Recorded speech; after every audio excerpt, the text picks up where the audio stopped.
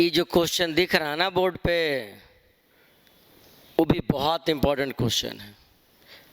ये question Jharkhand board में 2019 में पूछ चुका है, 2017 में पूछ चुका है और 13 में भी पूछ चुका है।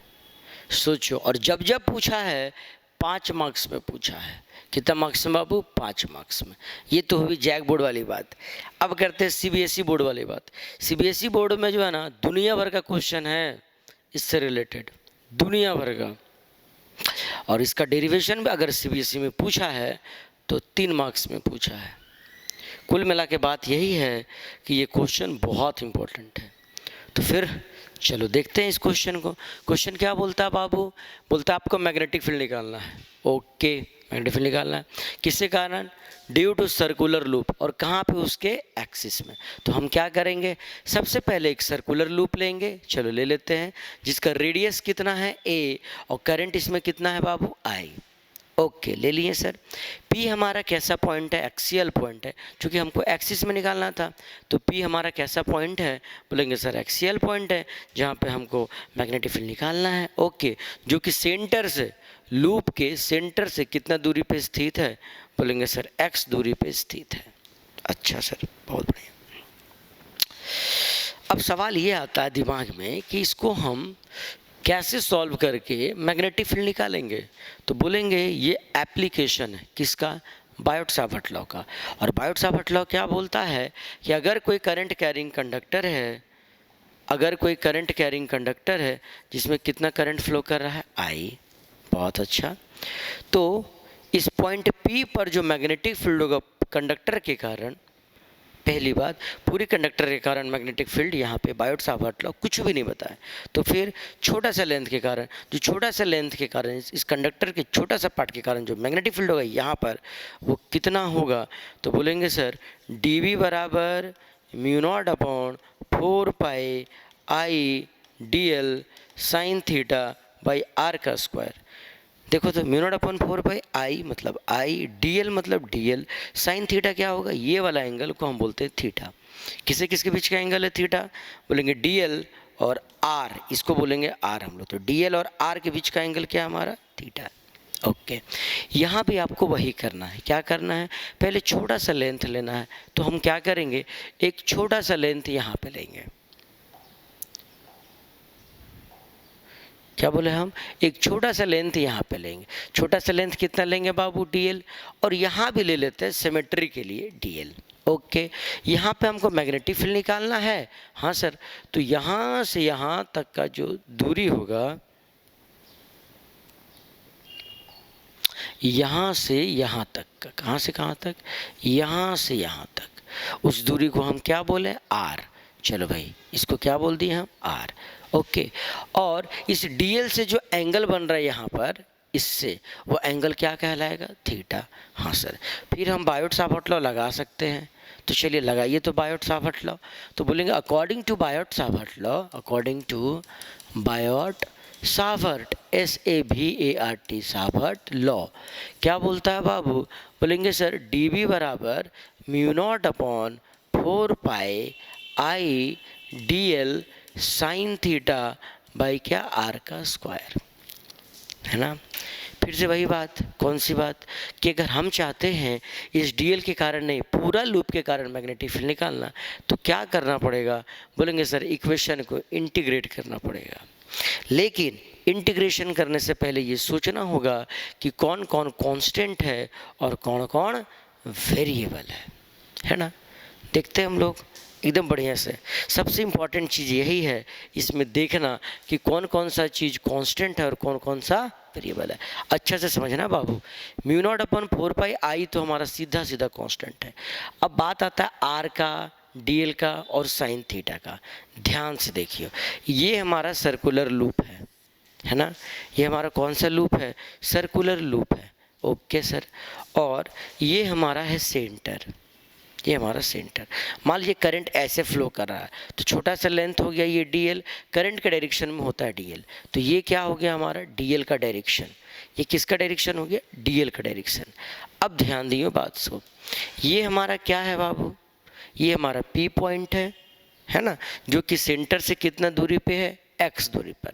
और r हमारा क्या है, देखियो, बोलेंगे सर अरे यार यहाँ से यहाँ तक का जो दूरी है, गौर से देखना, यहाँ से यहाँ तक का जो दूरी है वो हमारा क्या है, आर है।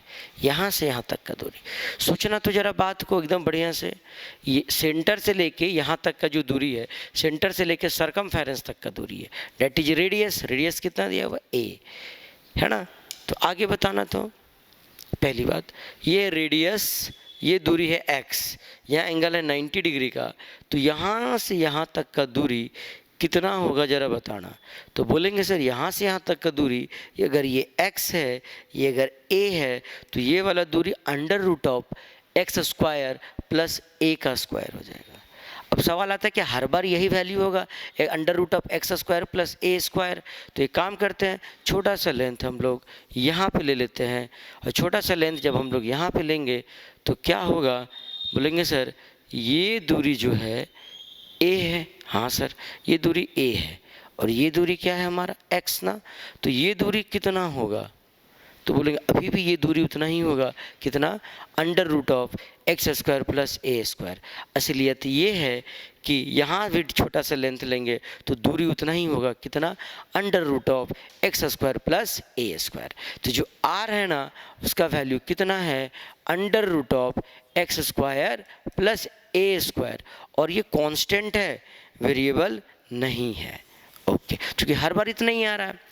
तो आर के बारे में तो बात कर लिए, अब थीटा के बारे में बात करते हैं। थीटा किससे किसके बीच का एंगल होता है बाबू, बोलेंगे डीएल और position vector that is R, है ना। देखो बढ़िया से, डीएल और पोजीशन वेक्टर आर, है ना, ध्यान देना, ये है हमारा एक्स, ये क्या है हमारा एक्स, है ना, एक्सियल लाइन है, और ये हमारा है R, that is position vector. अभी तो देखना, अगर ये ऐसे होता, पोजीशन वेक्टर हमारा ऐसे ना हो करके ऐसे होता, तो एंगल डीएल से कितना दिखता, 90। ये देखो डीएल इधर है, इधर नहीं है, यहाँ नहीं देखना, यहाँ देखना, यहाँ। अब अगर हम इसको ऐसे झुका दें तो अब क्या ये एंगल बदला क्या, नहीं सर। तो ऊपर कर दे या नीचे कर दे, ये एंगल नहीं बदलेगा। इसका मतलब अगर ये अभी 90 डिग्री है, डीएल से आर के बीच का एंगल ऐसे कर देने के बाद भी, चूँकि आर तो हमारा ऐसे है ना, अभी भी कितना डिग्री का होगा, बोलेंगे सर 90 डिग्री का होगा। तो मेरा कहने का मतलब ये हुआ बाबू, क्या मतलब हुआ कि सर एक तो बात कि जो थीटा है वो हमेशा कितना होगा, बोलेंगे सर 90 डिग्री होगा हमेशा। इस केस में भी कितना होगा, 90 डिग्री होगा।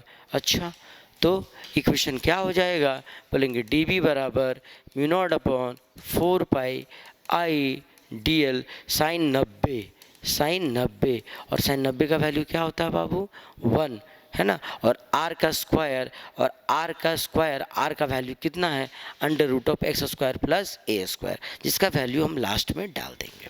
चलो, साइन 90 का वैल्यू क्या है, 1। ओके, तो डी बी बराबर कितना हो जाएगा, बोलेंगे sir mu naught upon 4 pi I D L sine 90 का वैल्यू 1 बटे कितना, आर का स्क्वायर, है ना। अब इसको हम ऐसे करके रख लेते हैं। अब सुनिए बात को, मैग्नेटिक फील्ड जो है अभी तक किसके कारण निकाले, ये छोटा सा लेंथ के कारण। जैसे ये हमारा अगर सर्कुलर लूप है तो छोटा सा लेंथ यहाँ लिए, और एक्सिस में मैग्नेटिक फील्ड इतना निकला इस छोटा सा लेंथ के कारण। पर ऐसा छोटा सा लेंथ एगो दूगो तीनगो है कि अनंत है, बोलेंगे सर अनंत है कि नहीं। ऐसा छोटा छोटा लेंथ अनंत है। अगर सारे के कारण मैग्नेटिक फील्ड का डायरेक्शन सेम होता तो हम डायरेक्ट इसको ऐड कर देते, है कि नहीं।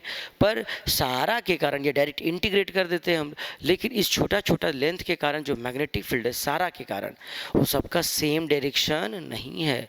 तो फिर क्या करेंगे हम लोग, बोलेंगे सर थोड़ा तोड़े मचोड़ेंगे, फिर सॉल्व करेंगे, तब आंसर आएगा। तो फिर सबका डायरेक्शन है किधर, है ना। दिमाग में तो ये भी आता है ना कि सर आप बोले कि सर सब मैग्नेटिक फील्ड का डायरेक्शन अलग अलग है, तो फिर किधर है, ध्यान देना किधर है, एकदम से ध्यान देना बाबू, ये एकदम ध्यान देने वाली बात है, ठीक है, गौर से देखना, ठीक। क्या है, इस एक्सिस को हम आगे बढ़ाएं। हाँ सर, ओके। और इसके परपेंडिकुलर भी खींच देते हैं हम। चलो ये देखो, इसके परपेंडिकुलर खींच दिए।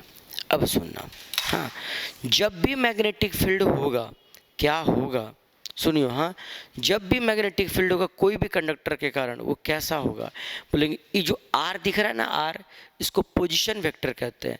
इसके हमेशा परपेंडिकुलर होगा। कैसा होगा, हमेशा परपेंडिकुलर होगा। जैसे एक सर हम ये बताना चाह रहे हैं कि मान लीजिए अगर आपका सर्कुलर लूप ऐसा हो, ध्यान देना, अगर सर्कुलर लूप हमारा कैसा हो, ऐसा, तो करंट ऐसे फ्लो कर रहा है ना, ऐसे करंट यहाँ पे ऐसे फ्लो किया है ना। मान लीजिए आपको ये सर्कुलर लूप के कारण, ध्यान देना एकदम बढ़िया से, इस सर्कुलर लूप के कारण यहाँ पे टॉप पे निकालने के लिए बोला मैग्नेटिक फील्ड, तो बोलेंगे ऐसे करो हाथ और ऐसे करके देखो। मतलब ये हुआ कि असलियत ये है कि अगर कोई ये सर्कुलर लूप है, ध्यान देना, और छोटा सा लेंथ यहाँ पे हम लोग लिए हैं dl, तो छोटा सा लेंथ ऐसे हुआ, करंट ऐसे जा रहा है, तो यहाँ पे जो मैग्नेटिक फील्ड होगा, चलो करंट का डायरेक्शन इधर कर दो, बनाने में आसानी होगा बाबू, थोड़ा सा, हाँ इधर कर देते हैं। तो करंट ऐसे जा रहा है यहाँ पे ऐसे जा रहा है, तो मैग्नेटिक फील्ड कैसे निकलेगा, तो हमको पता है कि कोई भी स्ट्रेट वायर के कारण जो मैग्नेटिक फील्ड होता है, करंट की तरफ अंगूठा रखिए और जिधर निकालना है उधर हाथ रखिए और ऐसे ऐसे करके देखिए, तो यहाँ पे असलियत में मैग्नेटिक फील्ड कैसा निकलता हुआ दिखेगा। तो वायर ऐसे जा रहा है, करंट ऐसा जा रहा है, ये हमारा आर है, तो मैग्नेटिक फील्ड ऐसे निकलता हुआ दिखेगा ऊपर की तरफ। किधर निकलता हुआ दिखेगा, ऊपर। यहाँ देखना, छोटा सा लेंथ अगर ये है, तो इस छोटा सा लेंथ के कारण यहाँ पे अगर मैग्नेटिक फील्ड देखे तो यहाँ ऐसे दिखेगा, ध्यान देना बढ़िया से, ऐसे दिखेगा। पर हमें यहाँ तो नहीं निकालना है, हमें तो यहाँ निकालना है, तो फिर कैसा दिखेगा, इसको आप ऐसे टिल्ड करें तो ये देखिए, ये डायरेक्शन है बाबू मैग्नेटिक फील्ड का, ध्यान देना। यहाँ पे मैग्नेटिक फील्ड देखो तो ऐसा होता, अगर यहाँ निकालते मैग्नेटिक फील्ड तो क्यों, क्योंकि मैग्नेटिक फील्ड हमेशा आर से क्या होता है, परपेंडिकुलर। ये आर है ना, आर, ये आर से हमेशा मैग्नेटिक फील्ड क्या होता है बाबू, परपेंडिकुलर होता है। तो इसके कारण जो है, इसके कारण, इस लूप के कारण, सॉरी इस छोटा सा लेंथ के कारण जो मैग्नेटिक फील्ड होगा वो क्या होगा, बोलेंगे यहाँ पर इस पॉइंट में ऐसे होगा। अब लेकिन निकालना तो इस पॉइंट में है, तो इसको नीचे करते जाओ धीरे धीरे धीरे धीरे धीरे धीरे, तो क्या दिखता है तुमको, ऐसे। मतलब ये हुआ कि इसके कारण जो मैग्नेटिक फील्ड होगा, छोटा सा लेंथ के कारण जो मैग्नेटिक फील्ड यहाँ पे होगा वो कैसा होगा, तो बोलेंगे सर ऐसा होगा, ऐसा, है ना। और इसके कारण ऐसा, ऐसा। आया समझ में, ऐसा और ऐसा नहीं, ऐसा और ऐसा। आया समझ में, हाँ सर। अब तो सर अब इसको कैसे जोड़ेंगे हम लोग, बोलेंगे पहले इसको तोड़ेंगे फिर जोड़ेंगे। इस एंगल को हम अपने से फाई मान लेंगे, क्या मान लेंगे हम, फाई। और अभी अभी हम आपको बताए कि पोजीशन वेक्टर से मैग्नेटिक फील्ड के बीच का एंगल कितना होता है बाबू, 90 डिग्री। और हमें पता है ये एक्सिस है हमारा, तो इसके बीच का एंगल कितना है, ये एंगल कितना है, बोलेगा पूरा 90 डिग्री, ये फाई, तो ये क्या हो गया, बोलेंगे 90 माइनस फाई, और यहाँ से यहाँ 90 है तो वापस ये एंगल क्या हो जाएगा, फाई। अब ये फाई हुआ तो ये भी एंगल कितना होगा हमारा, फाई होगा। अब सुनना, क्वेश्चन एकदम आसान हो गया। थोड़ा सा मैग्नेटिक फील्ड छोटा सा लेंथ के कारण कितना है, बोलेंगे सर dB है, तो थोड़ा सा मैग्नेटिक फील्ड क्या हो गया, बोलेंगे सर dB हो गया। थोड़ा सा मैग्नेटिक फील्ड क्या हो गया, dB हो गया। हम चाहते हैं इस dB को तोड़ना, तोड़ो तो बाबू, छोटा ये तोड़ेंगे तो जिधर फाई उधर क्या होता है, बोलेंगे सर कॉस फाई, तो ये कितना हो जाएगा इधर की तरफ, बोलेंगे dB इंटू कॉस फाई, और इधर क्या होगा बाबू, बोलेंगे dB इंटू साइन फाई। इसको तोड़ने के बाद इसी प्रकार से इसको तोड़िए तो आप क्या दिखेगा इधर की तरफ, बोलेंगे जिधर फाई, ये हुआ हमारा फाई, उधर कॉस फाई, तो ये क्या हो जाएगा dB कॉस फाई, और इधर क्या आएगा हमारा dB साइन फाई, है ना। अब ध्यान दो, ऊपर क्या दिख रहा है, dB कॉस फाई, नीचे क्या दिख रहा है, dB कॉस फाई। रहेगा कि कैंसिल हो जाएगा, बोलेंगे सर कैंसिल हो जाएगा, दो वेक्टर अपोजिट में रहा, खत्म। और दो वेक्टर अगर सेम डायरेक्शन में हुआ तो जोड़ेंगे। पर ऐसा ऐसा सिर्फ दो ठो तो नहीं है, ऐसा ऐसा अनंत है, क्योंकि जैसे जैसे छोटा छोटा लेंथ, बहुत छोटा छोटा dl जो है बहुत सारा होगा, छोटा छोटा सा लेंथ बहुत सारा होगा, सबका क्या होगा, बोलेंगे क्या, जैसे यहाँ वाला का कॉस कंपोनेंट यहाँ वाला कैंसिल कर देगा, यहाँ वाला का कॉस कंपोनेंट यहाँ वाला कैंसिल कर देगा, पर सबका साइन कंपोनेंट एक्सिस की तरफ आते जाएगा, किधर आते जाएगा, एक्सिस की तरफ। तो ऐसा ऐसा एक दो को अनंत जोड़ना है कि अनंत को जोड़ना है? बोलेंगे सर ऐसा ऐसा अनंत को जोड़ना है। और अनंत को जोड़ने का सिस्टम क्या होता है? बोलेंगे सर इंटीग्रेशन होता है। तो टोटल मैग्नेटिक फील्ड कितना हो जाएगा बाबू? तो बोलेंगे total magnetic field, total MAGNETIC magnetic field जो होगा पूरा लूप के कारण पॉइंट P पे, वो क्या होगा? बोलेंगे इंटीग्रेशन ऑफ dB। बोलो क्या? बोलेंगे sir sine phi, dB into sine phi. अब कुछ नहीं करना है आपको, बस इंटीग्रेट करना है, साइन फाई का वैल्यू डालना है और इंटीग्रेट करना है। चलिए करिए तो फटाक फटाक से, देखिए तो क्या क्या दिखता है आपको, है ना? तो बोलेंगे सर यहाँ देखिए dB बराबर कितना है? तो बोलेगा सर dB बराबर क्या दिखा आपको? बोलेंगे sir mu naught upon 4 pi IDL by कितना R² इंटू क्या है साइन फाई। ध्यान देना ये बाइसेक्टर असलियत में ये फाई, तो ये भी कितना हो गया बोलो फाई। अच्छा सर ये फाई है, ये 90 डिग्री दिख रहा है आपको, तो साइन फाई बराबर क्या होगा? ये 90, तो ये क्या हो गया? हाइपोटेनस। हाँ सर, और ये फाई है तो ये क्या हो गया? परपेंडिकुलर। हमें साइन फाई का वैल्यू चाहिए, तो साइन फाई बराबर परपेंडिकुलर बाई हाइपोटेनस। परपेंडिकुलर कितना है? A, और ये A ये x, तो हाइपोटेनस का वैल्यू ऊपर में लिखा हुआ था, कितना लिखा हुआ है देखो, अंडर रूट ऑफ कितना बोलो x² प्लस A का स्क्वायर। तो यहाँ कितना हो जाएगा बाबू? बोलेंगे sir under root of x² plus A का स्क्वायर। ध्यान देना, हाँ डेट इज R ना।